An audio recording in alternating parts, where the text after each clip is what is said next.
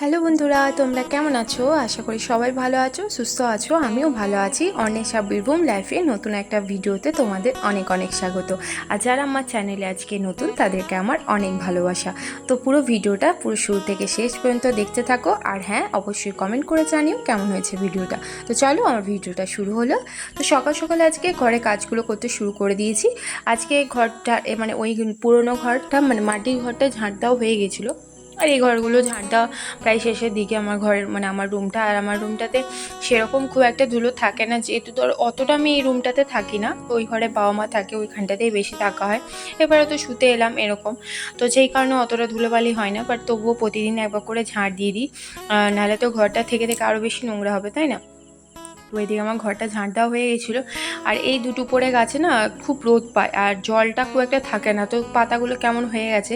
তো এটাই মাঝে মাঝে জল দিতে হয়, আমি একটু মাঝে মাঝে জল দিয়ে দিই। আর নিচে যে গাছগুলো আছে, যে টবগুলো আছে, ওগুলোতে বেশ জল থাকে, পাতাগুলো বেশ সুন্দর থাকে। গাছটা শুকিয়ে শুকিয়ে যান, এই মানে গাছগুলো শুকিয়ে যায় না, কিন্তু দেখো পাতাগুলো কীরকম একটা বুঝে গেছে, সেই জন্য আমি একটু জল দিয়ে দিলাম। আর এদিকে দেখো কত মানে সামনাসামনি এই পাতাবাহার গাছটা আমি একটু অন্যদিকে রেখেছিলাম, তো দেখলাম না গাছটা বেশ ঝাঁকুঝুঁকু রয়েছে, দেখতে বেশ ভালো লাগছে। আর এই গাঁদা গাছটাতেও একটু জল দিয়ে দিলাম সঙ্গে সঙ্গে, তাহলে বেশ ভালো হবে। আর এদিকে যেহেতু ঘরটা মুছে এলাম, তো ভাবলাম যে এই বালতিটা আর এই যে ঘর মোছা যেটা আছে, এটা ভালো করে ধুয়ে রেখে দিই। তারপরে মানে বাকি ঘরটা হাত দিয়ে তো মুছি, ওই ঘরটা, এই ঘর এটা দরকার পড়ে না।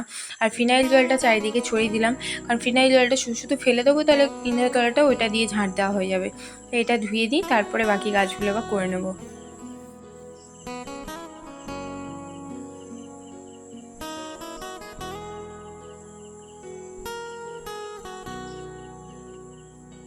আর এটা কিনে না আমার এত হেল্প হয়েছে, তোমরা বিশ্বাস করবে না। আমার ঘর মুছতে একটুও কষ্ট হয় না, তাড়াতাড়ি ঘরটাও মোছা হয়ে যায়, ভালোভাবে মোছা হয়ে যায়, উপরন্ত আমার কষ্টটাও কম হয়। মানে আমি এটা কিনে ভীষণ মানে সাকসেসফুল, মানে কিনেছি আমার নিজে ভালো হয়েছে, আমি একটা ভালো জিনিস কিনতে পেরেছি। মানে সবসময় সব জিনিস তো আমরা ঠিকঠাক কিনতে পারি না, হয়তো টাকাটা নষ্ট হয়, কিন্তু আমার এটা কিনে এটা বেশ প্রফিটই হয়েছে। তো দেখো ইন্দ্রাতলাটা ভালো করে ঝাঁট দিয়ে দিলাম। সব কাজই প্রায় শেষ হয়ে গিয়েছিলো, তাহলে ইন্দ্রাতলাটা ঝাঁট দিয়ে দিই, তাহলে অনেকটা কাজ এগিয়ে যাবে।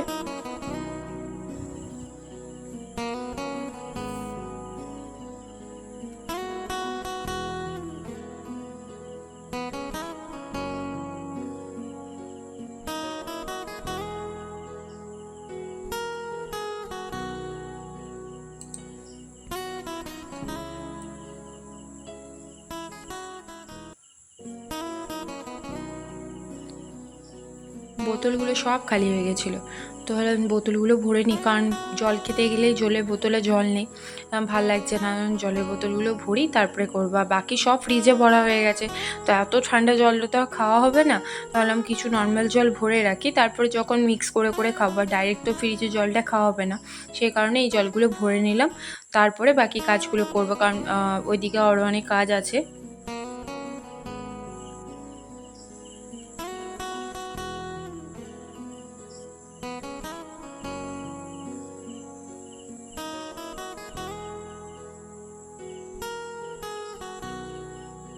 এদিকে আমি স্নান করে চলে এসেছি, এসে পরে দেখলাম মা সবজি কী কী কাটবো রেডি করছিল। আর এদিকে আমি আজকে মুগ ডালটা করব, সবজি ডাল। মুগ ডাল শুধু মুগ দিয়ে করব না, কিছু সবজি আছে, মানে সবজি বলতে গাজর দেবো, আর বড় মানে ওই কড়াইশুঁটি যেগুলো হয় সেগুলো দিয়ে করব। এদিকে আমি নিয়ে নিলাম মেপে ভালো করে মুগ ডালটা। আর আমাদের মুগ ডালটা চাষে হয়, সেটা তোমাদেরকে আগে দেখিয়ে দিয়েছি। তো এটা আমি আগে প্রেসার কুকারে ভালো করে তেল দিয়ে হালকা করে ভেজে নেব মুগ ডালটা, তাহলে কি একটা বেশ খুব সুন্দর সেন্ট বেরোয়।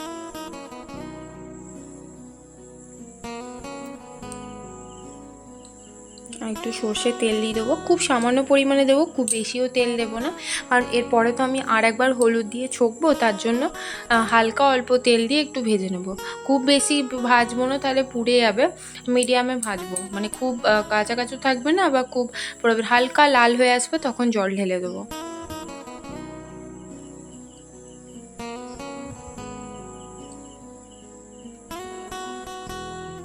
যে কোনো কলাই দেখবেন একটু ভেজে করলে না খুব সুন্দর সেন্ট বেরোয়।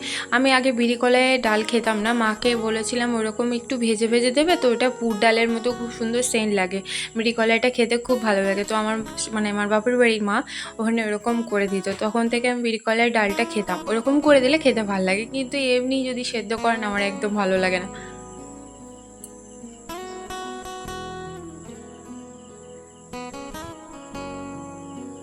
আর এই দিদি দেখো এই যে কেটে রেখে দিয়েছি, এবারে এগুলো প্রেসার কুকারে দিয়ে দেবো, আর 1 সিটি বা 2 সিটি দিয়ে দেবো, তাহলে সব সেদ্ধ হয়ে যাবে। তারপরে একসাথে ছকে দেবো ডালটা হলুদ দিয়ে। এদিকে দেখো আমি ঝিঙে কাটতে বসে গেছি, কারণ আজকে ঝিঙে আলু দিয়ে পোস্ত হবে। আর ভাতের জলটা চাপানো ছিল, ভাতের জলটা নামিয়ে রেখেছিলাম, ভাতের জলটা মানে রেডি করে রেখেছিলাম, তো তার জন্য জলটা গরম হয়ে গেছিলো, তার জন্য এদিকে চালটা ধুয়ে রেখেছিলাম আগের থেকে, চালটাও দিয়ে দিলাম। আর ওপরে কটা ভেন্ডি ছিল, ভেন্ডি সেদ্ধ করতে দিয়ে দিয়েছিলাম ফুটো বাটির মধ্যে, তাহলে ভাপে অনেকটা সেদ্ধ হয়ে যাবে। আর দিকে ওল সেদ্ধ বলে ওলটাও কেটে রেখেছে মা, আর আলুটাও কেটে রেখেছে, এদিকে আমার ঝিঙেও কাটা হয়ে গেছে। এগুলো সব আলুটা আর ওলটা প্রেসার কুকারে আলাদা করে আবার সেদ্ধ করে নেবো। আর এদিকেও দেখো আমার ডাল হয়ে গেছে পুরো রেডি, সবজি ডাল, দেখতে কিন্তু খুব সুন্দর হয়েছিল, খেতেও খুব ভালো হয়েছিল। পরে আর তোমাদেরকে একটা জিনিস দেখাবো, দেখো মানে যে ব্যাগটা রয়েছে এটা হচ্ছে আমার বরের ব্যাগ, মানে আমরা যখন গ্র্যাজুয়েশন পড়তাম তখন ও ব্যাগটা কিনেছিল, তো আমরা তো একসাথেই পড়াশোনা করতাম, তো ওর ব্যাগ থেকে একটা মানে জিনিস পাওয়া গেছে, তোমাদেরকে দেখায়। ছোটো ছোটো ব্রেসলেটের পুঁথি আর দুটো আংটি টাইপের, তো ওগুলো আমি আমাদের যখন পড়তাম একসাথে, তো বলেছিলো আমাকে দিবি, এগুলো আমি রাখবো, মানে আমার চিহ্ন হিসেবে ছিল। তো যাই হোক ব্যাগের মধ্যে ও যত্ন করে সেই সবে থেকে রাখা ছিল, ব্যাগটা যেহেতু তোলা ছিল সেই কারণে, তো তোমাদের সাথে শেয়ার করলাম। আর এটা হচ্ছে আমার বরের, মানে আমরা যে কলেজে পড়তাম সেই কলেজের হচ্ছে আইডেন্টি কার্ড ছিল। তো যাই হোক টুকিটাকি ওই ব্যাগ হাতারে যা বেরোচ্ছে তোমাদের সাথে সবটাই শেয়ার করছি। আর একটা জিনিস দেখায়, আমার বর হচ্ছে মানে মানে ও প্রথম থেকেই মানে জিতের খুব ভক্ত, ঠিক আছে। তো ওই পোস্টারটাও পেয়েছিল, কি সুন্দর গুছিয়ে ভাঁজ করে রেখেছে, যেমনকার তেমনই আছে দেখো। তো এইদিকে মানে বিকাল হয়ে গেছিলো, সব ঘর ফর গুছিয়ে পড়ে মা বললো স্নান মানে কিছু জামা কাপড় কাচা ছিল, তো বললো চল নদীতে চলে যা, অনেক জল তুলতে হবে। আমি বললাম বেশ ভালো লাগছিল।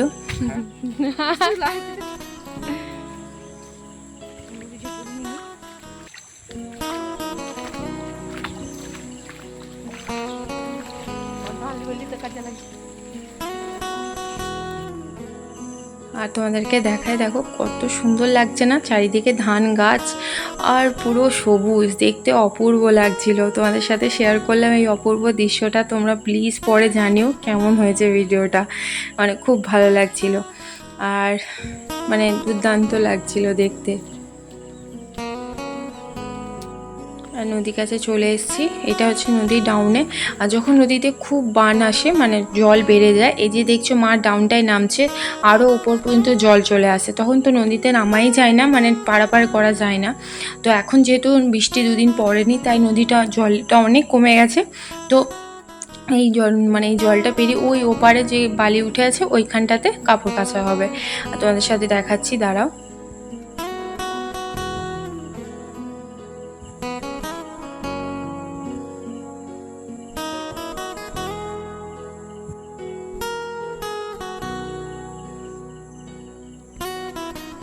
এই যে দেখো এটা হচ্ছে কোপাই নদী, তোমাদেরকে বলছি আমাদের বাড়ির পাশে হচ্ছে এটা কোপাই নদী, এটা সোজাই চলে গেছে এইভাবে। প্রচুর জল ছাড়ে, যখন অনেক বৃষ্টি হয় তখন প্রচুর বান আসে, কিন্তু কোনোদিন নদী যতই বান আসুক কোনোদিনও এপার ওপারে যে গ্রামগুলো আছে কখনোই ডোবে না। আর তোমাদেরকে দেখাই, ওই যে রাস্তাটা চলে গেছে নদীর ওই পারে, ওই দিকে হচ্ছে আমার বাপের বাড়ি, মানে কাছে, যদি আমি মানে নদী পেরিয়ে চলে যাই আমার বাপের বাড়ি চলে যাওয়া হবে, খুবই কাছে। তো এদিকে সব কাজ হয়ে গেছিলো। তোমাদের একটা জিনিস দেখায়, নদীর পাড়ে একটা গাছ রয়েছে, তোমরা কেউ বলতে পারবে যে এই গাছটা কী গাছ আর এই ফলটা মানে কী গাছের ফল? জানি না, বেশ ফলটা দেখতে কুল গাছের মতো। দাও তোমাদেরকে একটু ভালো করে দেখাচ্ছি, দেখো এই ফলটা যদি তোমরা কেউ নাম জেনে থাকো প্লিজ কমেন্ট করে আমাকে একটু জানাবে, তো মানে আমার জানতে খুব ইচ্ছে করছিল। তো চলো বন্ধুরা, ভিডিও এখানেই শেষ করব আজকের মতো। তোমরা সবাই ভালো থেকো, সুস্থ থেকো, কালকে আবার আসবো নতুন ভিডিও নিয়ে।